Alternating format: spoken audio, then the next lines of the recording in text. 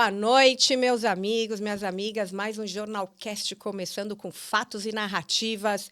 Eu, Fábia Santa Rosa e Daniel Dias, com um monte de notícia boa aqui para vocês. Muito boa noite a todos vocês e a partir de agora você vai se deslumbrar com um monte de novidades e notícias quentíssimas em mais uma semana aí turbulenta e polêmicas também. Sempre fatos ou narrativa. E logo em primeira mão, a nossa querida Fábia já vai chamar um assunto importantíssimo aí de alguém que andou aí circulando pelo nosso país, né, Fábia? Exatamente. Você sabe, Daniel, que a gente vai falar aqui sobre o nosso ministro do Supremo Tribunal Federal, André Mendonça, com essa polêmica dele, com a fala dele que repercutiu aí nas mídias aí por uns 2, 3 dias. Ainda estão falando muito sobre a fala do ministro, né? Que, assim, eu até fiquei surpresa, porque a gente que é da área do direito, tudo aquilo que o ministro falou é o que está na Constituição. E, de repente, pareceu que ele falou algo assim inédito, né? Que surpreendeu todo mundo. Ele foi super ovacionado, falou muito bem, uma fala realmente... fazia tempo, né, que as pessoas não escutavam sobre o que é real democracia no nosso país, né, Daniel? E aí surtiu tudo isso de efeito. Não, e o interessante, Fábio, é que hoje a gente está indo para um paralelo muito perigoso, né? Que você percebeu, não sei se já aconteceu com você, quando você é extremamente educada hoje em qualquer ambiente e as pessoas falam assim para você, nossa, mas como você é educada? E é exatamente o que sortiu o efeito Exatamente. da fala do André Mendonça, né? Verdade, verdade. É engraçado isso, né? Para você ver como nós estamos longe, distantes, muito distante do que realmente é o direito, né? O que é a democracia no nosso país. E uma coisa que me chama muita atenção e que quase poucos falaram, você sabe que a LIDE é uma instituição privada dirigida pelo ex-governador de São Paulo, João Dória, e que essa LIDE ela tinha costume de ser sediada sempre, não sempre, mas também nos Estados Unidos, Nova York, era um dos locais de preferência do João Dória. Inclusive, esta que foi agora no Rio de Janeiro, eles mudaram. Na verdade, era para ser em Nova York, mas com a penalização aí De de alguns, alguns né? ministros, Aham. eles tiveram que mudar a sede aí da LIDE. Mas o que eu quero falar aqui, gente, que é muito importante, que nessa fundação, aí, nesse grupo, nessa organização, que é uma fundação sem fins lucrativos, né, que é dirigida aí pelo ex-governador João Dória, ela tem ali muitos empresários participando, políticos participando, banqueiros participando. E a minha pergunta, Daniel, o que é o STF tem a ver com tudo isso? Fábia, quando você vê a construção de reuniões de forma privada sendo feita como já é feito há muito tempo, isso sempre tem uma intenção, sempre tem alguma coisa que cheira ruim por trás disso. Não é à toa que muitas vezes você vê validações de soltura, validações de penas, validações de condenações sendo totalmente apagado do sistema por um ministro do STF. E você não acha que isso pode comprometer a imparcialidade desses juízes, já que existe ali um rol de amizade entre eles, né? Pode comprometer a confiança, inclusive, da instituição, a credibilidade na postura aí dos ministros, no quesito de transparência. Tudo isso reflete negativamente para eles. E aí você vê que não se trata mais de um órgão que tem o título, né, de ser o guardião da lei, porque ali você fica... qual é a transparência disso tudo? Quem garante que eles não têm favores um para os outros? Porque até aproveitei e fiz uma pesquisa para entender melhor a questão do Superior Tribunal, né, a Corte Superior. Eu fiz uma pesquisa nos Estados Unidos.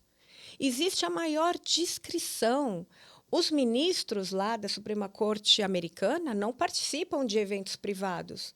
É dificílimo a Suprema Corte americana ter os seus ministros participando de eventos privados. Justamente para quê? Justamente para não ter este problema da confiabilidade da população, porque você sabe que numa justiça, aí, num processo, se o juiz tem amizade com um dos réus, né, alguém do processo, o advogado, não pode. É impedido. Não é à toa que o advogado do Lula virou ministro. Então, por aí você já vai E entender. você acha que isso é uma instituição que defende os direitos da população, que defende a Constituição Federal, ou é um órgão político? Totalmente político. Um órgão político, porque assim não faz sentido eles estarem participando de um evento privado onde vai ter ali só a presença da olha, banqueiros, empresários, inclusive empresários que financiam esse evento. Então, assim, de verdade, ninguém falou sobre isso, eu não vi nem a mídia falar sobre isso, mas isso me chamou a atenção. Qual é o intuito da participação desses ministros num evento privado em que vai estar ali políticos, empresários e banqueiros? Então, fica aqui a minha pergunta. Se alguém puder aí responder, por favor, participem com a opinião de vocês. É muito bom colocado, Fábio, e exatamente isso aí é para onde a gente está indo. O nosso país hoje já tem se afundado nessas questões jurídicas e políticas há muito tempo. E o que você falou é exatamente o que está acontecendo. Hoje você fala no meio de um monte de empresários coisas que deveriam ser obrigação de um judiciário e soa isso como algo esplêndido, algo maravilhoso. Quando, na verdade, a gente sabe que de maravilhoso hoje nós não temos esse judiciário, nós não temos uma política hoje. A gente vai mostrar aqui para vocês o que é a Foundation Society do bilionário George Soros. A gente precisa saber o que significa essa Open Society Foundation, que vem interferir na nossa soberania. Por que eu não posso falar isso? Eu acho que é uma interferência. Ainda você pode falar. Será?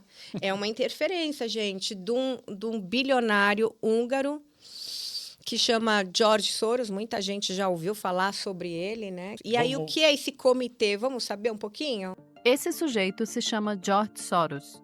Você já ouviu falar bastante nele. Soros é um bilionário que fez fortuna especulando no mercado financeiro. Ele é o maior doador privado de causas políticas no mundo e o fundador de uma organização chamada Open Society Foundations. De 1993 a 2022, a sua ONG investiu 21 bilhões de dólares em grupos e indivíduos de mais de 100 países. Só em 2021, a Open Society Foundations transferiu mais de 111 milhões de dólares para projetos na América Latina e no Caribe, o equivalente a 7,2% do seu gasto no mundo. São mais de 400 milhões de dólares doados na região no intervalo de 6 anos, perto dos 2 bilhões de reais. Entre 2021 e 2022, pelo menos 147 organizações brasileiras receberam doações da Open Society Foundations. Somadas, essas doações chegaram a mais de 37 milhões de dólares, o equivalente a 200 milhões de reais. Então, aí vocês veem o quanto de dinheiro despejado em causas políticas. Vamos ver quais são essas causas políticas? Vocês vão ficar impressionados a causa política deles, né? Mas espera aí, Fábia, não é para ajudar os pobres? Ajudar no saneamento, escola, educação? Não, então, não é, gente. Isso daqui, vocês vão ficar...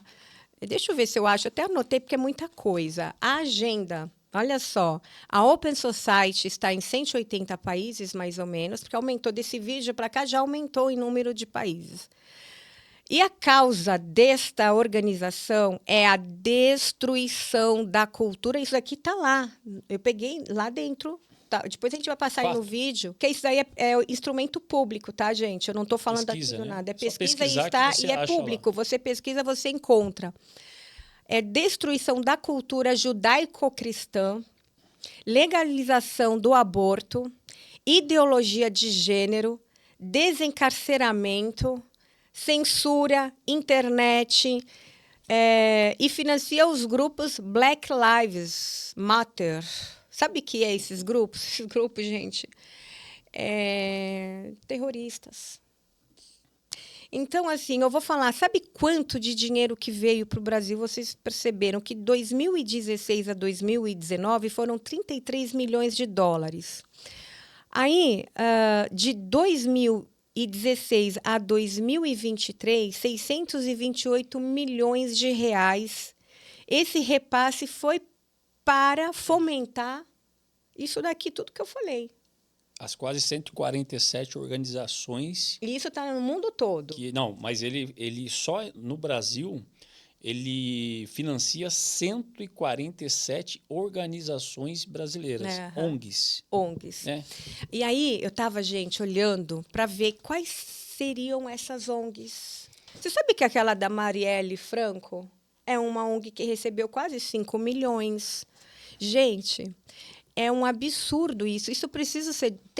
eu tenho que falar sobre isso, porque foram só para essa instituição 5 milhões de reais. Para quê? Aí eles falam aqui, ó, eu vou colocar aqui, ó, Instituto Incube recebeu 18 milhões. Sabe qual é o objetivo desses 18 milhões? É apoio ao programa coletivo Caranguejo Tabaiares. Não, olha só. Em foco à saúde e nos direitos humanos, apoia a escola de redução de danos. É umas coisas assim absurdas. Atuação na área de políticas, de obras, apoio geral, enfim. São coisas assim que não tem nada a ver. Aí depois eu olhei uma outra, olha, é Centro de Estudos de Segurança e Cidadania. E quando você vai ver o que se trata isso, é justiça racial, programa de conscientização sobre violência, polícia e justiça, enfim, você vai vendo tudo, e isso daqui também vocês podem encontrar todas essas informações aqui no site, a gente vai deixar aqui anexado, que é interessante as pessoas saberem e terem conhecimento que, por exemplo, o Instituto da Paz recebeu aí 11 milhões e a promoção é do protocolo de oposição da violência na reação de policiais militares de São Paulo a manifestantes, promoção da política de redução de danos, maior tolerância com o uso de drogas junto à polícia, desenvolvimento de uma política de controle de armas no Espírito Santo, apoio geral, defesa da seguridade dos cidadãos.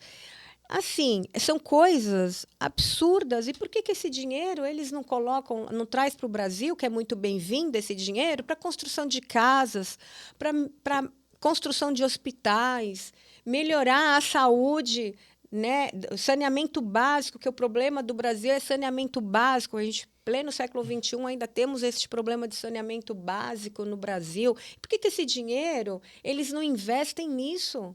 Por que vai investir para aborto, para as drogas? E sem contar, Fábio, que ele é xiita em relação a desarmamento. Ele é totalmente pró de um povo sem armas. É aquilo que a gente sempre costuma dizer. Quanto mais tolo, mais burro se torna a massa, se torna o ser humano, uma minoria se torna empoderados, vai ter o cabresto desses burros nas mãos. E esse é um dos objetivos maiores e é um dos focos que perpetuou muito na vida de George Soros, que hoje é passado esse poder ao filho Alexander Soros. Então, assim, de bonzinho não tem nada. Você investe bilhões para desarmar uma população, para fazer uma população cada vez mais refém do sistema, porque uma classe dos bilionários acreditam que enquanto mais você tiver uma população em massa burra, ignorante, maior vai ser o controle sobre essas pessoas quando você vai conseguir embutir o seu sistema ditatorial, onde você vai dar uma senha ou você vai dar um cartãozinho que ele vai ter direito a uma compra, a um leite, a um café, como é feito em Cuba. Então, está isso acontecendo debaixo dos nossos olhos hoje no Brasil. E a vinda até do Alexander Soros para cá mostra um pouco dessa ideia e dessa vontade Agora, também. mostra aí, produção, com quem que está o Alexander Soros, o novo presidente da Open Society. Alexander Soros, presidente da Open Society Foundation e filho do investidor George Soros, reuniu-se com o ministro da Fazenda, Fernando Haddad, na terça-feira em Brasília. Oficialmente, a pauta do encontro teve como foco os preparativos para a Conferência das Nações Unidas sobre Mudança do Clima, a COP30. A desculpa aqui, eu falo que é desculpa, que é ele veio lá do país dele, lá para o encontro com o Haddad, para discutir sobre a COP30.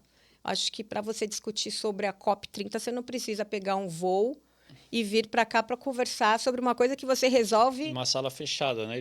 Eles queriam se reunir em sala fechada e levando em consideração tudo isso que eu estou falando aqui, porque eles fomentam aborto, eles fomentam a legalização das drogas, eles fomentam o desarmamento, eles fomentam o descarceramento. Agora a gente entende porque tem tantos presos que são soltos, né?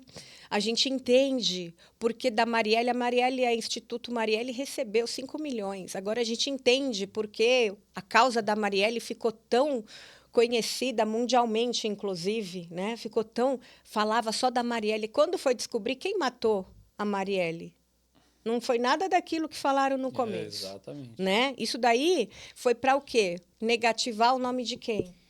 Do ex-presidente. Né? Exatamente. Então, eles jogam sujo com dinheiro vindo de fora. E aí eu pergunto, será que isso também não é um ataque à nossa soberania, Daniel? Será que isso, quando... E esses dados que eu estou falando, foi o Instituto Monte Carlos que compilou todos os dados. Então, o Instituto Monte Carlos, que vocês podem pesquisar aí no www.instituto Monte Carlo, ele compilou tudo isso e ele tem um rol de institutos que receberam milhões aqui no Brasil, é só no Brasil. Teve aí um instituto que recebeu 34 milhões. Aí eu aperto aqui para ver para onde foi. Foi apoio a atividades educacionais promovidas pela organização, projetos para fortalecer os movimentos de direitos humanos no Brasil, promoção de ações judiciais contra apoio do governo Bolsonaro, olha só, promoção de ações judiciais contra o apoio do governo Bolsonaro a centros privados de recuperação de dependentes químicos e o repasse de 100 milhões de dólares à diretora executiva Juna Quellet, criação da página Meme News. Ou seja, qual é o objetivo? Que dinheiro de fora vem fomentar ações dentro do nosso país que privilegia apenas a esquerda. E uma coisa interessante, eu acho que seria oportuno nós falarmos disso já nessa sequência. Em meio a tudo isso que você falou, um pouco depois a gente vê um deputado da esquerda chegando ao ponto de falar até de fuzilamento de opositores, quando existe o suposto ataque à democracia, traição à pátria, alguma coisa assim. Então, a gente vai entendendo para onde está encaminhando tudo isso. Uhum. E o pior é quando você não consegue enxergar um palmo à frente do seu nariz e entender que não é uma questão política, não é uma questão de direita e esquerda, mas é uma questão do que vai acontecer nos próximos anos.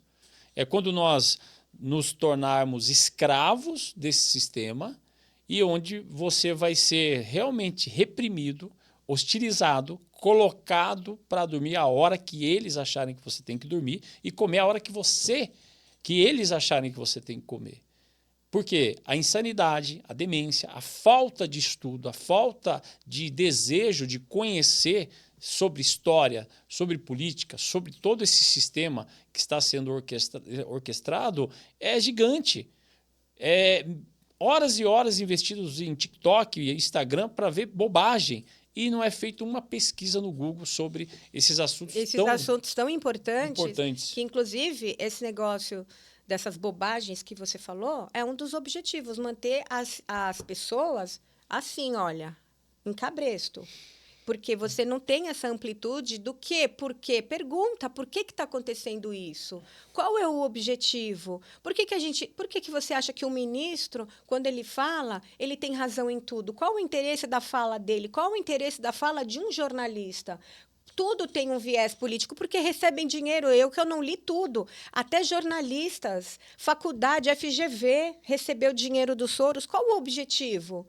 Universidades do Rio de Janeiro também. Aqui tem um rol, gente. Eu não consigo falar tudo, porque é uma coisa terrível. Terrível. Então, quando você vê a cultura que não existe no Brasil hoje, libertinagem, é cultura. Exatamente. Isso tudo é com esse dinheiro. Você tá entendendo para onde está indo o dinheiro desse Open Society Foundation, do tal do Soros? Qual é o objetivo dele trazer o caos aqui para o nosso país? Né? Se a gente puder, eu vou pedir para a gente dar uma olhadinha nesse vídeo do deputado. E também já tem a questão, tem a deputada também. Tem a deputada. Para você como vai casar com o que está sendo falado porque aqui a gente fala a narrativa deles e depois a gente mostra que é o fato. Nós apresentamos um projeto, crime de alta traição nacional, prisão de 20 a 40 anos. Os senhores podem pensar que é exagero. Em boa parte do mundo, vários estados norte-americanos, crime de traição à pátria. Em alguns estados, como no Utah, é fuzilamento. É assim que se trata traidor da pátria. Sou a senadora Gleice Hoffmann, presidenta do Partido dos Trabalhadores, e me dirijo ao mundo árabe através da Al Jazeera para denunciar que o ex-presidente Lula é um preso político em nosso país. Lula é um grande amigo do mundo árabe. Ao longo da história, o Brasil recebeu milhões de árabes e palestinos, mas Lula foi o único presidente que visitou o Oriente Médio. Em seu governo, o comércio com o Oriente Médio se multiplicou por 5. Aí a gente vê, né? Um falando fuzilamento, porque ele fez uma analogia aí, né? Ele comparou o que o Eduardo Bolsonaro está lá nos Estados Unidos, falando do que está acontecendo no Brasil, né? E que isso é um ataque, uma violação à nossa soberania, porque ele está denunciando o nosso país. Agora, deixa eu te fazer uma pergunta. Ataque à soberania, porque o Eduardo Bolsonaro está falando das mazelas, de tudo que está acontecendo aqui, da ditadura disfarçada de democracia.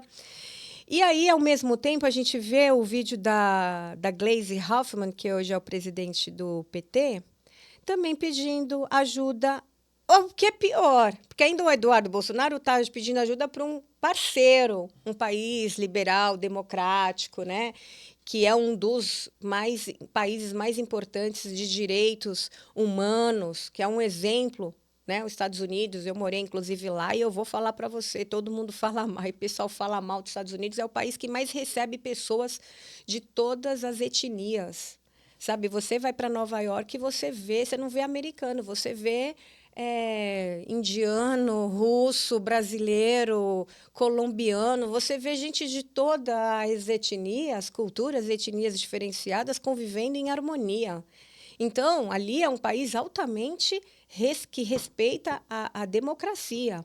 E aí o Eduardo está num país democrático, que é um exemplo. Tenho muito carinho e muito amor pelos países árabes. Tem muitos países árabes, por exemplo, a gente tem aí o Líbano, Síria, a gente tem países assim, extremamente que eu respeito, inclusive tenho vários amigos, amigas, pessoas. Participei, inclusive, quando morava nos Estados Unidos, participava da mesquita, ia nas reuniões, tenho um carinho enorme. Agora, falar que todo árabe é terrorista é um grave engano. Sim. Não é. Isso daí é como falar que aqui todo mundo aqui no Brasil é do PCC, é do Comando Vermelho.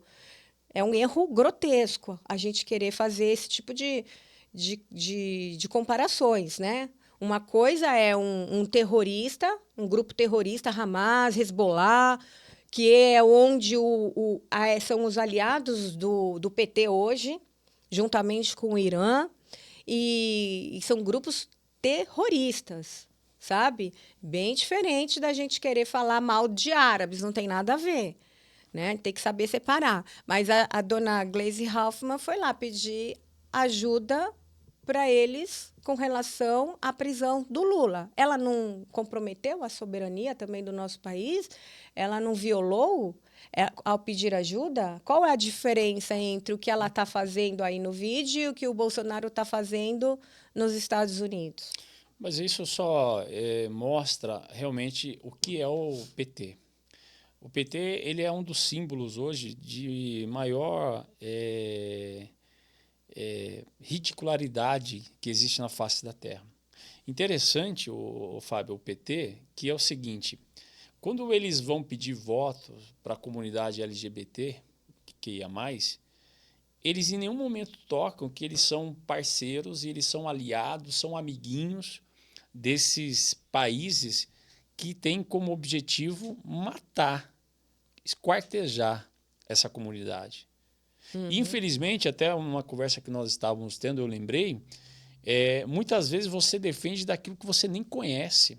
E às vezes a gente vê, infelizmente, em algumas passeatas LGBTs, um gay lá com a bandeira da Palestina, defendendo o Hamas. Eu queria, num momento, que o PT tivesse coragem, culhão, coisa que eles nunca vão ter, de catar uma excursão com mais de 100 LGBTs que ia mais, e fosse lá. Vai lá para o Irã. Fosse lá. Falar um oi para o Hamas, para o Irã, ia ver se eles iam voltar. Então é muito fácil você defender o que você não conhece, porque você é preguiçoso, não tem esse desejo de conhecer. E eu vou te mostrar como é simples. Quando nós pensamos em trazer essa matéria do George Soros, nós não tínhamos de forma ampla, esse assunto em conhecimento. Bastou a gente estudar o assunto para poder trazer. O que a maioria não faz, não estuda nada.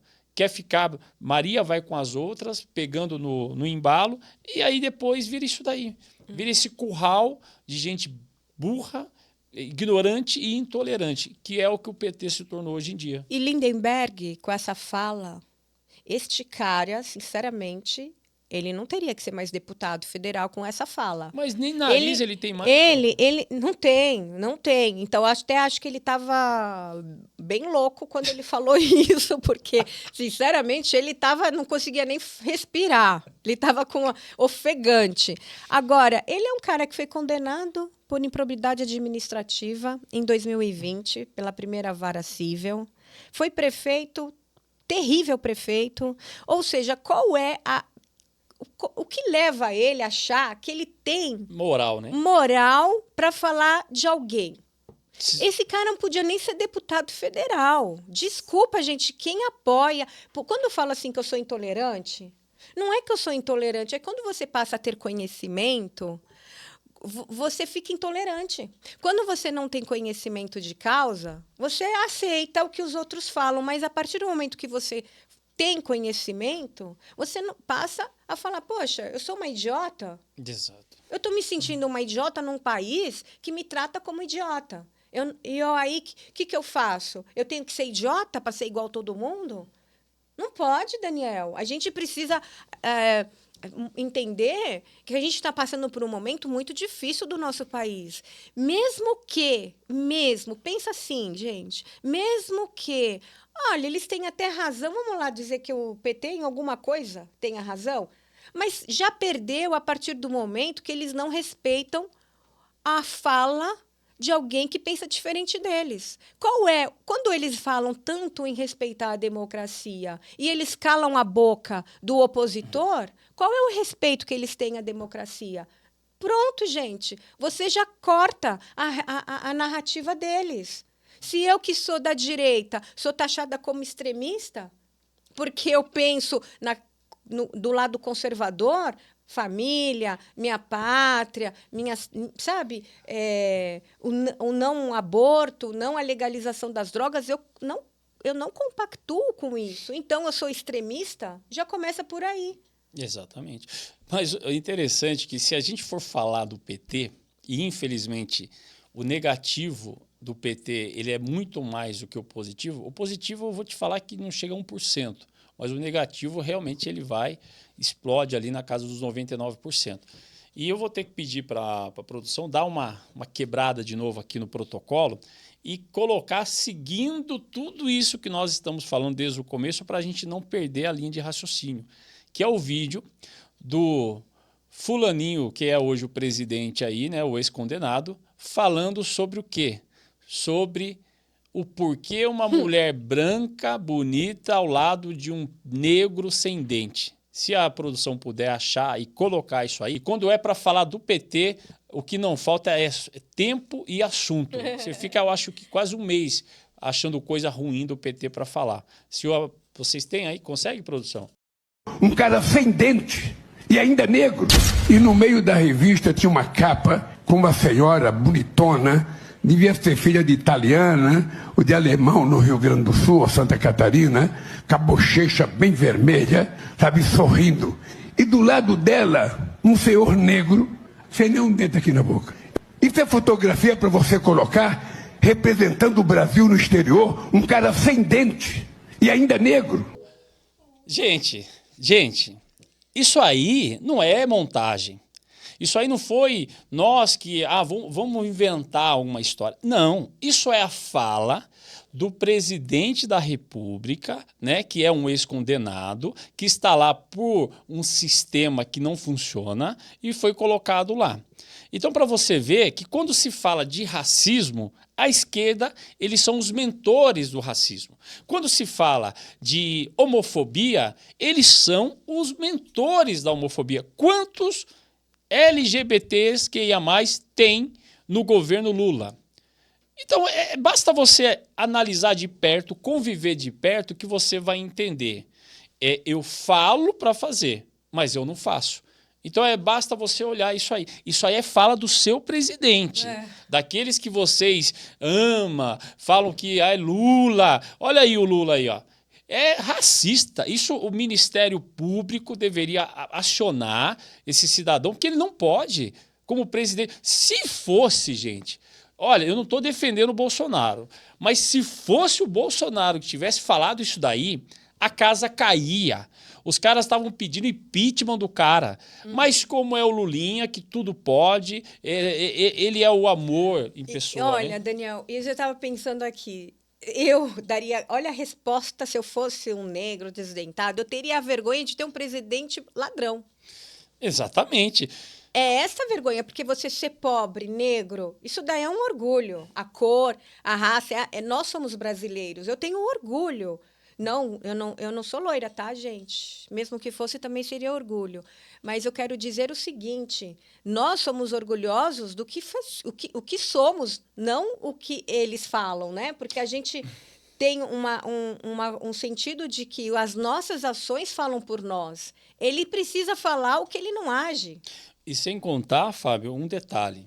A figura daquele senhor ali, seja negro, sem dente, com aspecto, com a fisionomia cansada, representa uma coisa que o PT inteiro não representa. Trabalho. Até arrepia dizer, porque aquele senhor ali, muito bem colocado, o cara ali pode até, eu acredito que vai ser até mandado embora porque colocou aquilo, mas ele fez uma coisa certa, no meio de toda essa bosta que é o PT. Ele colocou um trabalhador. Ele colocou a fisionomia, a foto daquilo que representa o nosso país, que ainda é um dos melhores países do mundo. Aquele senhor representa trabalho. Suor, sabe? Se sacrificar pela lavoura, por onde quer que seja, mas o trabalho. Coisa que o PT inteiro não representa e nunca vai representar. Aliás, Daniel, você falou uma coisa interessante. O PT não representa o trabalhador. O PT não representa O Brasil... É uma fantasia, né? Não PT, representa o povo brasileiro, que o povo brasileiro trabalha 6 meses do ano só para pagar imposto para eles irem se divertir na Disneylândia. Exatamente. Agora, estão irritados, estão incomodados, inclusive teve a fala aí do ministro da Saúde, incomodado que a filhinha não vai poder ir para Disney. Olha que demagogia é isso. Quantos a gente preocupados aqui em pagar as contas, em ter um direito a uma fila do SUS, né? A gente tem o povo brasileiro é um povo trabalhador e alegre, feliz, e este governo está acabando com a felicidade do povo. Eu estou vendo as pessoas tristes, infelizes, insatisfeitas, a população toda nas ruas, pedindo por justiça, pedindo por anistia, pedindo, e eles ali batendo o pé como se fosse uma birrento, sabe criança mimada birrenta? Exatamente. Não é gente do trabalho isso, porque quem trabalha dá valor às pessoas, valoriza o ser humano. Cadê os direitos humanos? Cadê o amor ao ser humano? Não existe nada disso, é maldade, é ruindade, é tudo do ruim. E está explicado aqui, gente. Eu falei aqui do Open Society Instituto aqui do Soros, que eles fomentam isso. Exatamente. A gente está com o tempo curto, então a gente vai ter que se alongar aqui rapidinho, só colocando um parecer sobre o que está acontecendo. Eu creio que agora é do pai aí batendo no filho, né? A gente vai ver rapidinho o vídeo, fazer um comentário rápido e depois a gente fecha aí com a última notícia que nós temos, tá bom? Olha lá, o pai sai, ó. Olha lá, o pai sai. Olha lá. Desce-lhe a porrada. E a mãe dentro, viu, do carro. Aí ele bateu, aí ele volta.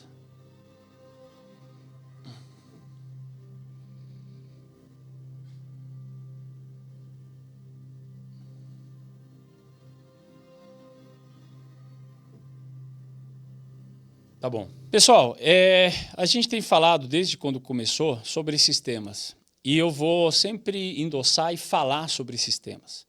Porque a gente não pode mais viver numa sociedade onde nós nos calamos diante dessas atrocidades que vêm acontecendo. Aquilo lá não só representa um pai corrigindo um filho, mas representa o pai tirando todo o emocional, o intelecto de um filho para o futuro. Como é que cresce uma criança daquela?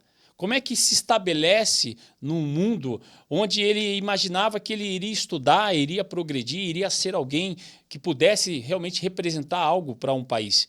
Quando você tem um tirano dentro da própria casa. E se você não viu esse vídeo na íntegra, a mãe estava dentro do carro também com mais uma criança pequena.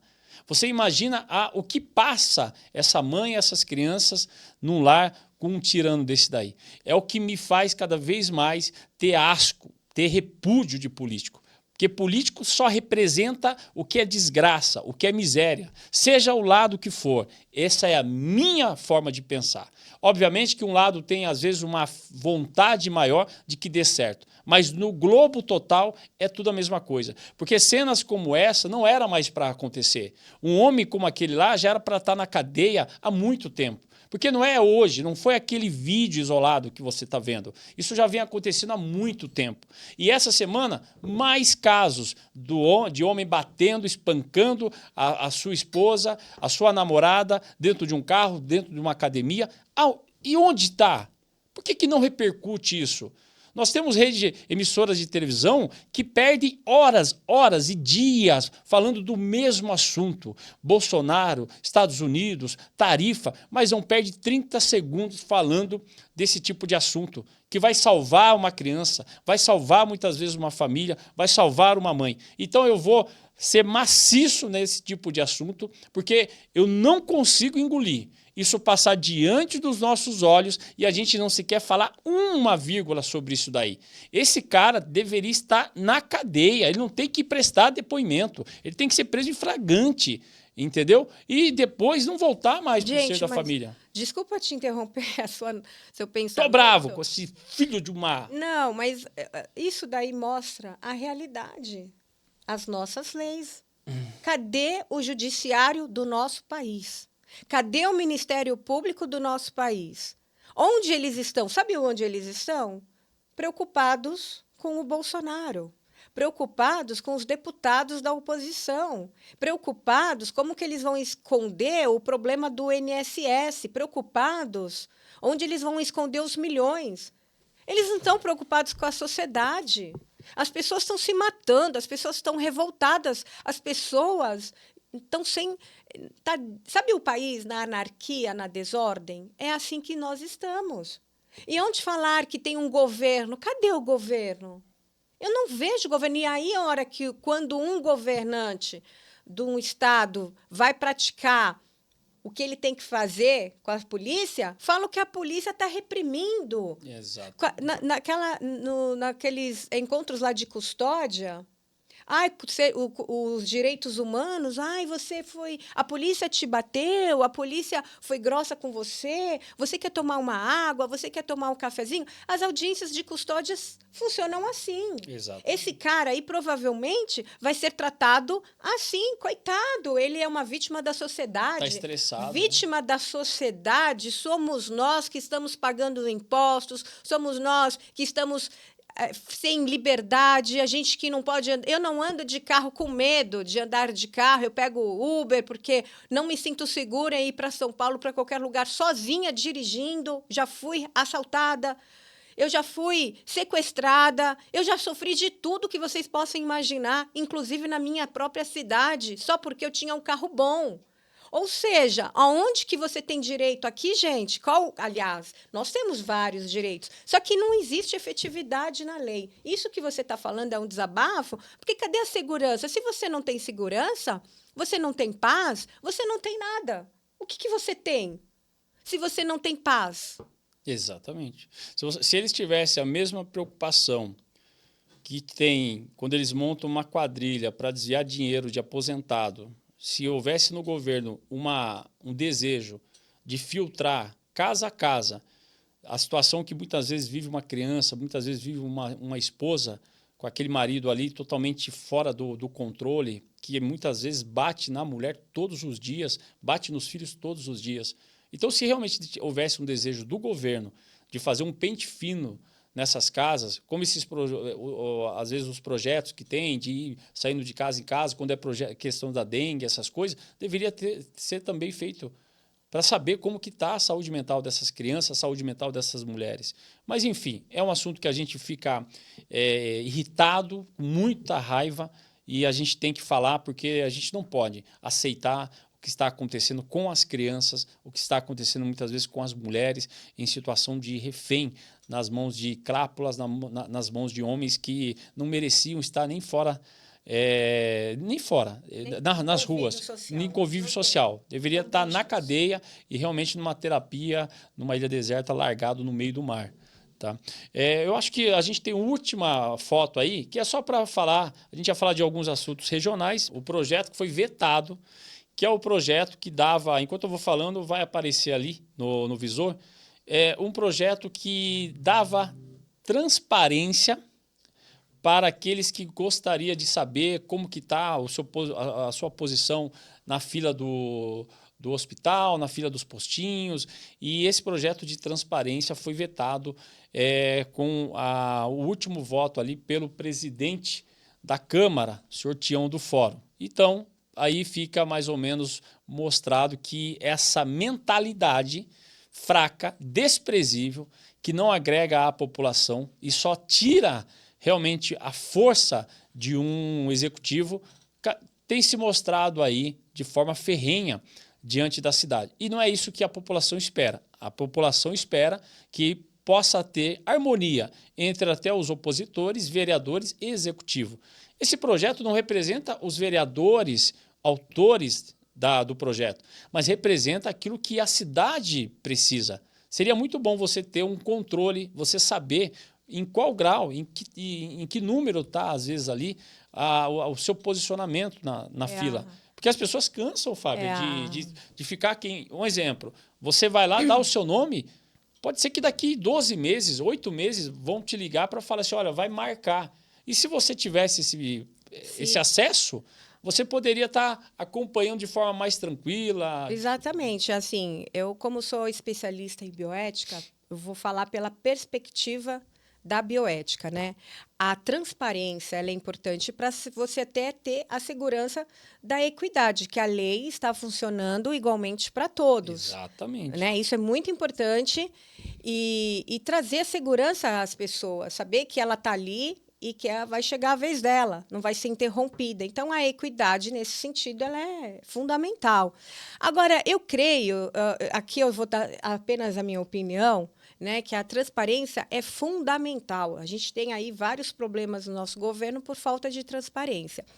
Mas eu creio, só estou falando a minha opinião, como a Bragança Paulista é uma cidade, né, próximo de várias cidadezinhas, e ela que tem uma qualidade de saúde com maior infraestrutura, maior organizada. Se a gente comparar Atibaia, só tem uma Santa Casa.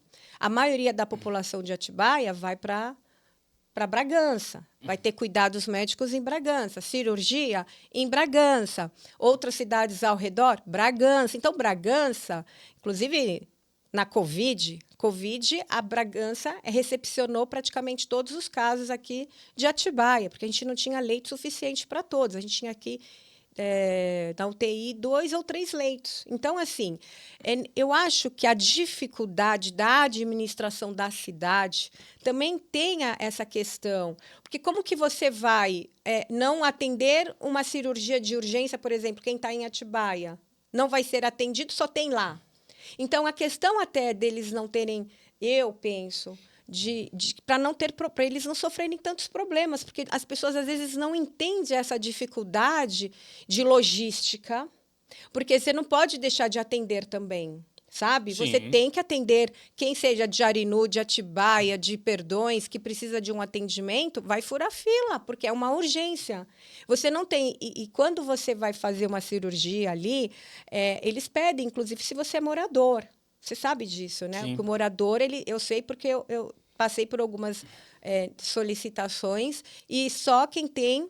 A prioridade é para o morador. Para o morador. A pessoa que precisa tem endereço em Bragança? Ela mora em Bragança? Porque se é urgente e ela mora em Bragança, aí você vai ter sempre a prioridade de quem mora na cidade. Agora, veja bem como fica encurralada a questão da saúde lá em Bragança. Se eles são obrigados a atender todo mundo que não tem, que nós não temos, por exemplo, vai ter problema, sim, de fila. E isso vai criar um caos lá dentro. Imagina, a pessoa que viu lá e foi furar, vai explicar por que ela não foi atendida, que teve que passar outra pessoa na frente. Então, assim, eu entendo que é uma questão muito sensível, eu, mais uma vez, falando na questão da bioética, porque a gente é especialista nisso, a gente tem que olhar a parte do direito, a gente tem que olhar a parte da saúde, a gente tem que olhar a parte religiosa, a gente tem vários tripés aí, a gente é um tripé que a gente tem que sempre se colocar em todas as vertentes para entender o problema. Sim. Então, eu acho que não é uma coisa assim tão simples e as pessoas ficarem falando, precisa ter um entendimento também. Então, eu estou falando na minha visão, mas, mais uma vez, a transparência ela é fundamental para que as pessoas se sintam tratadas igualmente pelo poder público. Exatamente. Né? Até porque isso não tira nada de critérios do executivo.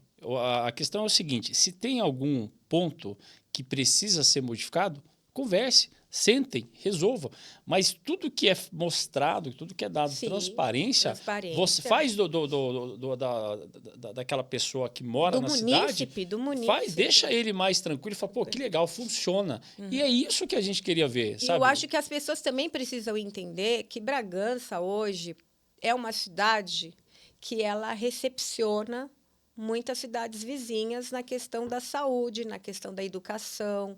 Então, isso gera também um problema para a cidade administrar. É um problema. Então, quando você olha todas essas vertentes, não dá para a gente comparar a saúde de Bragança com a saúde de Atibaia. Mas, Fábio, sabe o que eu vou te falar? Uma coisa que eu acho o seguinte, o executivo, desde quando começou essa nova gestão, está faltando o quê? Está faltando pessoas que tenham realmente força, tenham realmente coragem de mostrar a cara e bater de frente.